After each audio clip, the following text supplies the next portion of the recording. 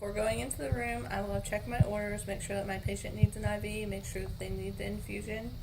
I'm going to verify my orders again once I'm inside the room. So I'm going to knock on the door.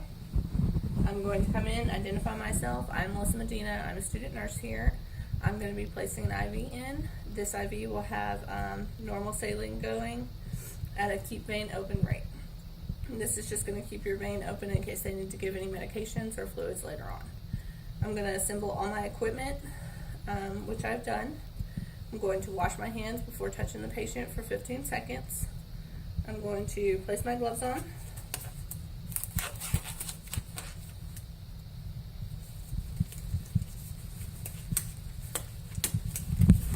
Once in the room, I'm going to check the MAR again. So I'm going to check the 6 rights, make sure it's the right time, the right dose, the right medication, the right patient, and the right route.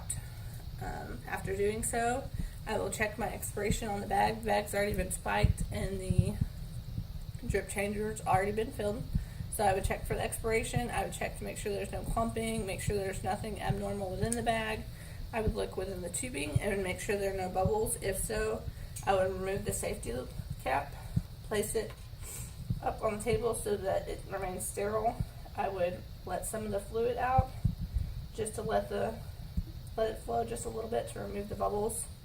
I would place the cap back on just to keep this sterile. I would then wash my hands again for 15 seconds, put on new gloves. I would make sure the patient understands what we're going to be doing. And then I would place my tourniquet.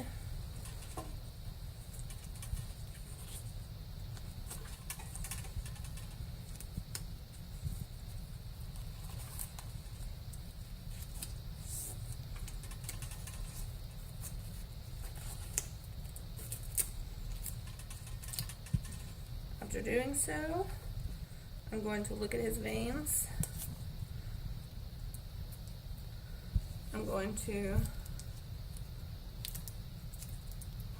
choose a site, clean that site, pop his tourniquet to give him a break. I'm going to prepare all my equipment.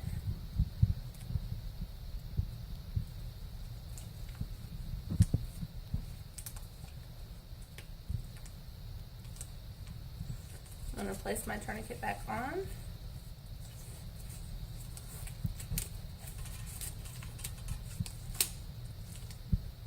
I'm going to clean the site once again, scrub in a circle for 15 seconds.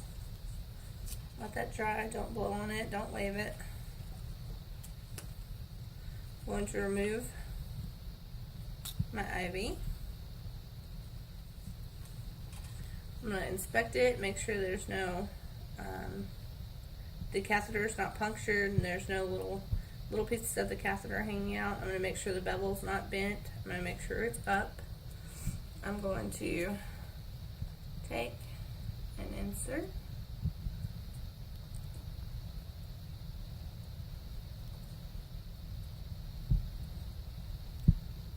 Once I get a blood return, I'm going to drop down almost even with the skin.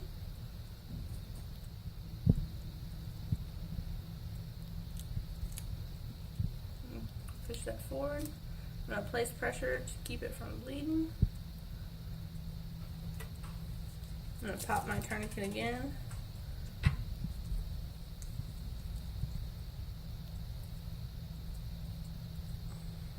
I would typically place a lure lock, but the tubing that we're using today has one on it, so I'm not going to. For training purposes, it would not have one. I would place a new one. I'm going to hold the pressure with my middle finger, hold my IV with my other 2 fingers, and I'm going to flush it.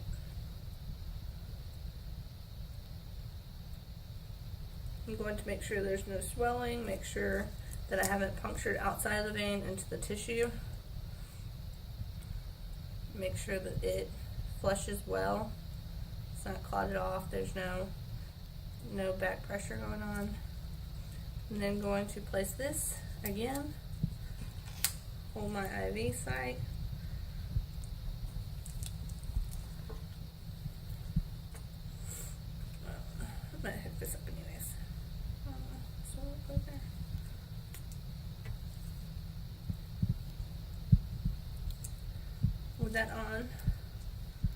hold this in place, take my tape, go underneath without allowing this to move too much.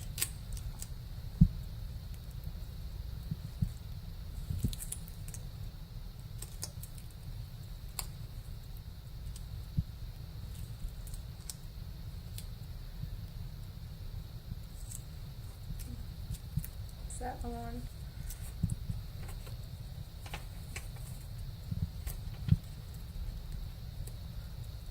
Typically this would be a lot smaller. I didn't have any available, so I'm using what I have. This is just a dressing to keep it secure.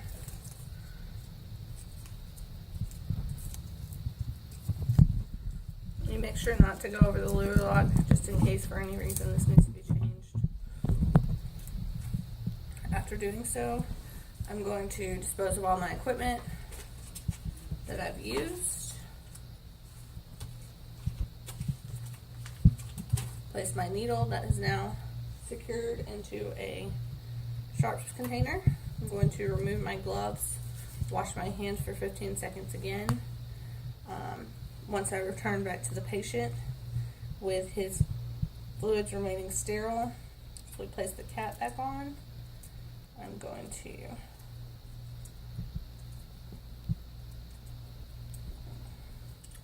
connect those here. Like I said, for this normally would not be here, but it is.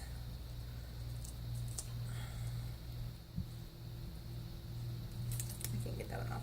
So we'd place it here. We would start our infusion again. After starting the infusion, we would look at the IV site again, make sure there's no swelling, make sure there's no abnormal coloring going on, make sure that I've not punctured the vein in any way and that it's going into the vein and not into the tissue. After I assess it and it looks good, I will then place a label on the tubing with the date and time and my initials. I'm going to make sure that's secure, so I would place a piece of tape over this, push it back and place a piece of tape over that one just so that doesn't move. After doing so, I would check for safety, so I'd bump their bed just to make sure their bed's locked. I'd make sure their bed rails are up. I would make sure that their call light's within reach, their personal belongings are in reach. I would make sure that any adaptive equipment they need is in reach.